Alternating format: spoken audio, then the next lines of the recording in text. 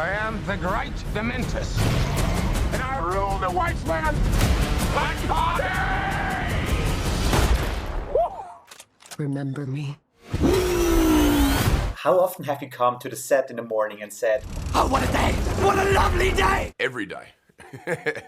I think, you know, I remember the very first day I shot, I was a little in my head about what I was doing. It was quite a leap and a swing, you know, with what I was trying to do with the character. And Angus Sampson, who plays the organic mechanic, grabbed me by the shoulders and he shook me and he said, "Chris, you're in a bloody Mad Max film, mate." And I was like, "Oh yeah, you're right." And he goes, "Enjoy it, come on, we're in a Mad Max film."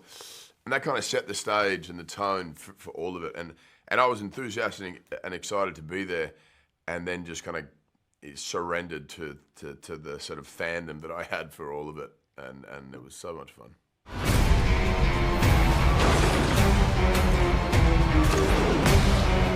Where are you going? So full of hope. There is no hope! You're known for Thor and the godlike body of that character. As you play the villain in this film, was there a special villain diet and workout plan? I had just come off Thor and Extraction, and so I was trying to kind of lose some of that bulk. But there is kind of a flamboyance and a vanity to the wasteland, oddly enough. You see that sort of through all of the Mad Max films, and you know, this individual wanted to attract as much attention as possible. So the sort of physique, I didn't feel I had to sort of, you know, completely sort of shrivel down and lose it. So my workout was pretty much kind of CrossFit, a lot of, you know, boxing, kickboxing, you know, not so much weightlifting, but more sort of functional movement training, you know. Dementus likes to have a teddy bear with him. In real life, who did that bear belong to, and did you take it home with you at the end of filming? The costume designer it had that, and I saw her last night at the premiere, and I said, "Oh, I really wanted to keep the bear. Can I have it?" And she had it on her jacket, and she goes, "No, this is the original." And but it was fascinating how that bear wasn't really in the script.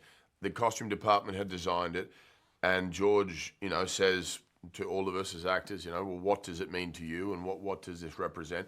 And we created a backstory and a life for that bear that then actually played quite an interesting role throughout the film and was quite symbolic.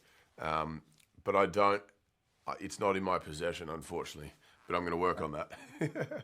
Most of the tools and vehicles in this universe are put together from many different things.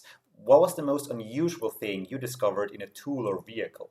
I mean, Furiosa, her arm is pretty spectacular, especially when it has a little, you know, a little engine that starts up the sort of, what do you call it, the sort of like chainsaw little instrument on the end of her hand, and it's quite a brutal little thing, and I thought that was pretty cool.